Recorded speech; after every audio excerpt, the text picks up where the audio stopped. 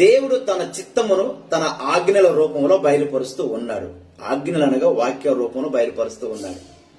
నిర్గమాకాండం 20 అధ్యాయము 3వ వచనం చూడండి. నేను తప్ప వేరొక దేవుడు నీకు ఉండకూడదు. 7వ వచనం చదువుతున్నాండి.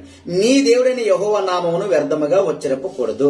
యెహోవా తన నామముని వ్యర్థముగా ఉచ్చరించవని నిర్దోషిగా ఎంచడు. ఎలాగా? నేను మీకు ఒక మాట చెప్తా. యెహోవా దేవుడని యూదులు పిలవలేరు భయం వాళ్ళకి. అందుకని అదోనాయి అని పిలుస్తారనమాట ఆయన్ని. అర్థమవుతుందా? అదోనాయి అంటే అదొక పేరు. యెహోవాకు మారుగా పెట్టుకున్నారు ఈ పేరు. అంటే అంత భయం వాళ్ళ దేవుడు అంటే వాళ్ళకి. అర్థమవుతుందంటే నీవు నేను సేవించే దేవుడు ఒకే దేవుడని నువ్వు నమ్మినప్పుడు ఆ దేవుని నామాన్ని గౌరవపరచాలి. నువ్వు అగౌరవపరచకూడదు. నీ ఇష్ట ప్రకారంగా మాట్లాడకూడదు. నువ్వు ఎక్కడికైనా వెళ్ళినప్పుడు నీవు ఒక క్రీస్తు సేవకుడు అని, క్రీస్తు విశ్వాసం అని గమనించేటట్టుగా నీ ప్రవర్తన ఉండాలి. అర్థమవుతుందా? దేవునికి స్తోత్రం.